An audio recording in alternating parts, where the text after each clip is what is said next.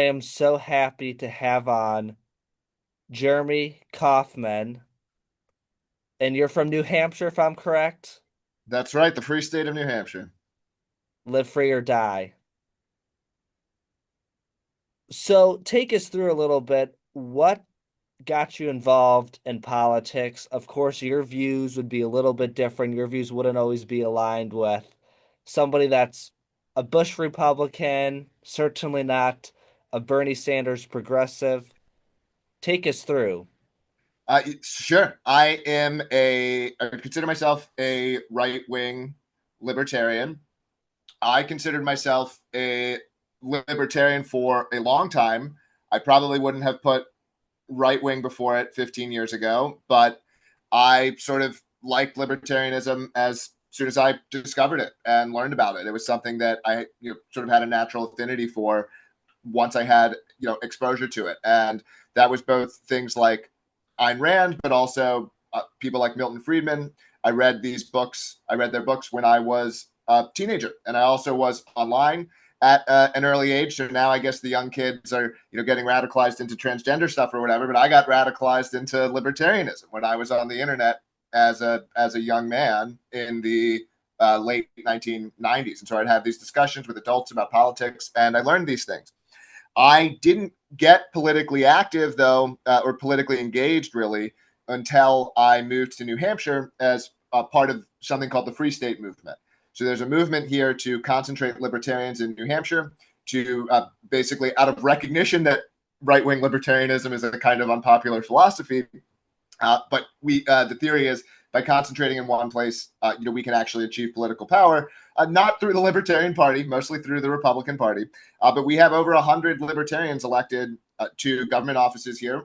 We have senators. We have something like 80 or 90 legislators who are in the state house, making New Hampshire a more and more libertarian state. And by third-party rankings, it's already the most libertarian state in the country. And something that's really interesting when it comes to libertarians is sometimes viewpoints on finances and money. So, what is your view? And this comes from a liberal viewer of mine in Ohio, which obviously is a lean R state, but historically it's been a battleground state, so a pretty moderate area. And this person wondered what a libertarian like yourself thinks about Citizens United and big money in politics.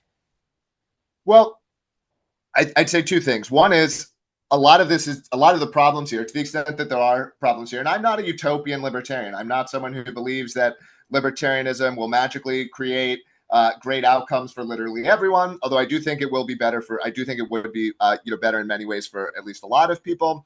But the root problem here is democracy itself. That so many of these things are up for a vote. That the amount of money that is coming out of my paycheck, the amount of money that is being taxed from us in all kinds of areas. We now have the federal government controlling something like 40% of GDP, and I would argue that that's actually a low estimate because a lot of regulations and so on aren't necessarily showing up in the calculation of just how many dollars are controlled, right? So I might spend several hours on my taxes each year. That is a controlling of me that doesn't show up in a GDP statistic. So the reason that we're spending so much money on politics is that the political authority exists to control so much of our lives through the arm of the government, right? So Trump got elected, and one of the things that he did that I liked, was he made a high flow shower heads legal again. So you can now buy shower heads with a higher flow rate. And before that, Biden had now this is a really minor thing, of course, in the scheme of things, but before that, Biden made them illegal, and before that they were legal before that, and so it's like we are having a vote for 330 million people over something as trivial as how much water is allowed to come out of one's shower head, and it's this times 1 billion things, and so this is what has created all this demand. So that's sort of part of my answer. The other answer here in terms of thinking around Citizens United is also to think about what's actually possible. And so this idea that it is even possible to regulate the amount of money spent on politics, I think, is a questionable claim. it is, you can find, basically all kinds of ways, around this one way or another. What is or is not political in the first place. I would say that Black Lives Matter was a highly political movement in the sense that it was attempting to achieve political ends, if and was attempting to influence elections and election results. And I'm not. This isn't an attack. Like, this is just a factual claim as far as I'm concerned. And would Citizens United have stopped? Would that have capped the amount of money that can be donated to Black Lives Matter? So I also think a lot of the attempts to circumscribe money being spent in politics wouldn't really work. You're not if the pressure and the desire is there for resources to be spent to achieve political ends. I think it's largely going to happen one way or another. So maybe you can depress it a little bit at the margin. I am a libertarian who is, always willing to think marginally and recognize that you may be able to achieve things at the margin. But this idea that one could, quote, get money out of politics or substantially reduce money's involvement in politics, I think is unlikely to be actually possible. And from your aspect, we're not quite a year into the Trump administration, but we're getting there. Um, what would you say most libertarians to the core so far would give Trump a rating if they had to, on an A, B, C, D, E, or F? A, B, C, D, F rating. What would most people give? I would guess. Well, if you're a left libertarian, you give an F. If you're a right libertarian, you've probably got him at like something like maybe a C. There's areas where I give him an A plus. I like a lot of what he's done for the country culturally. He has a spirit that, personally, to me, a lot of it I respect, in the sense that I want. I see one of the things that makes me the most, sort of anti-left, is sort of this celebration of weakness, of criminality, of suffering, that you actually gain status by being, oppressed. And to me, Trump is like the embodiment of all of the opposite of that, right? He wants to be strong. He wants to win to excessive ways, in ways that I think actually can be harmful for policy outcomes. But in terms of how I think sick the spirit of America had gotten prior to Trump, I think he's been the largest positive influence in terms of the spiritual and cultural direction that I want the country to go in. Now, that said, he increased deficit spending by $5 trillion, and he's fighting Thomas Massie, who, in my opinion, is the best person in Congress. And so he does lots of things, that I don't like. And he's also, in my opinion, one of my biggest complaints is he's not, I worry that he's not fixing these problems for real. Like, if you want to end the Department of Education, end the Department of Education. Don't issue an executive order that can be easily undone, by the next administration. And so, I think he has done a number of good things via executive order, but a lot of them, I question, whether these things will really last. And so, I would like to see, I want to see the state shrunk substantially in its regulatory capacity. I want to see the state shrunk substantially to entirely, although that's not on the table, in terms of the degree to which it's administering social programs. And, there's none of this happening. So, policy wise, in terms of real policy, actually legislative changes, there's much, much less than I would like. And I get the impression that Trump isn't even interested in achieving these things. He's not pushing for them. He's not using he'll whip against, an Epstein file release, but he won't whip against, he won't whip for, actually ending the DOE or actually, achieving these things. And so that's sort of my area of the largest complaints. And I think a big question is JD Vance in 2028, over the next few years. And the reason why it's a big question is this. In a way, he's going to be facing the same things that Kamala Harris had. A long time ago, incumbency was an advantage, even when Bush was in wars. Obama, even with Obamacare and all that stuff, there was the incumbency edge, even if there was something that people wouldn't agree with you on.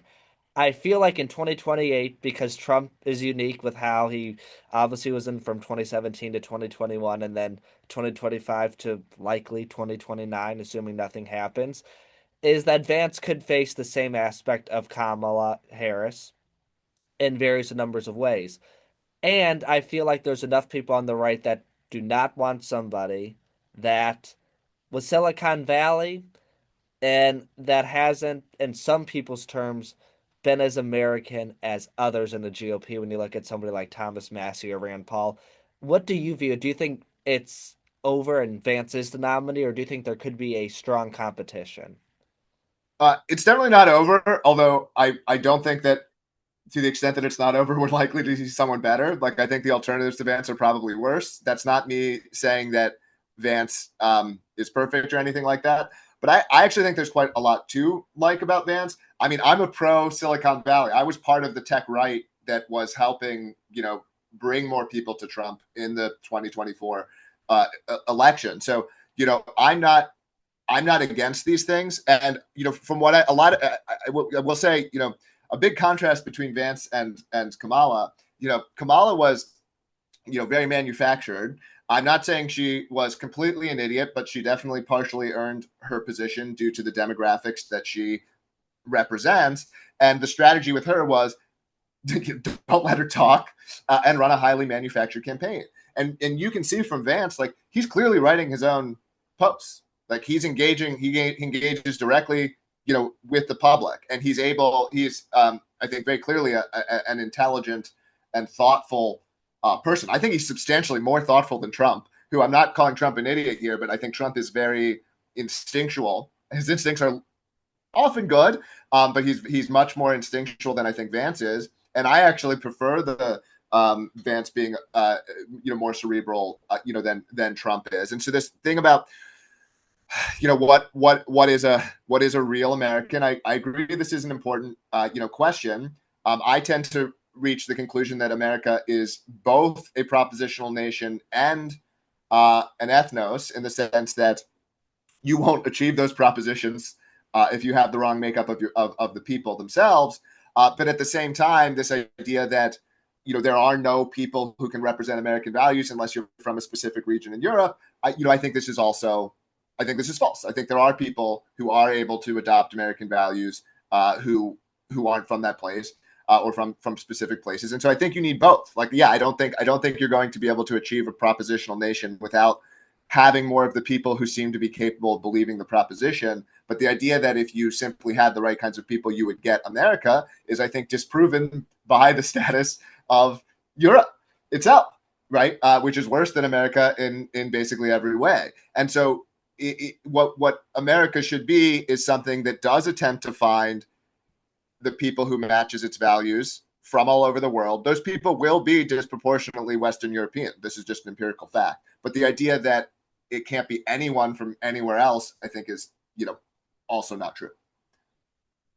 What would you say is something from a libertarian standpoint that maybe you would change if you were leading the National Libertarian Party in a way, or if you were the Libertarian presidential candidate ever? If there was one issue you would change on it, what would it be? Well, it's not clear to me that the Libertarian Party is even being helpful to the libertarian cause more generally. The Libertarian Party has never won a winner take all three-way race in its entire existence in 53 years. And so I think it largely takes money and time from people to achieve, nearly nothing. Whereas when people operate through the mainstream political parties, such as, Rand Paul, Thomas Massey, or people like Jason Osborne, Travis Corcoran, Keith Ammon, lots of guys here, Tom Mannion, who have gotten elected through the Republican Party. And these are great men. These are better libertarians than a lot of the people in the Libertarian Party itself. And so the Libertarian Party seems to have actually ended up being much more left leaning than libertarians at large, because it seems to select for people who really, really don't want to be Republicans for some reason. And that tends to mean that they're more left leaning in some ways. They're more likely to be for open borders. They're more likely to be highly permissive in their own personal morality, regardless of their views of the state. And so I think at this point, I don't actually have a lot of appreciation for what the Libertarian Party does to improve the reputations of libertarians. I think it can be, kind of, harmful, if anything. Um, so yeah, I guess if I could push a button to change anything, it would be to get libertarians to move to New Hampshire, where we have real infrastructure and are actually winning elections and are actually shrinking the state, and to stop fighting these quixotic, national battles. Amazing.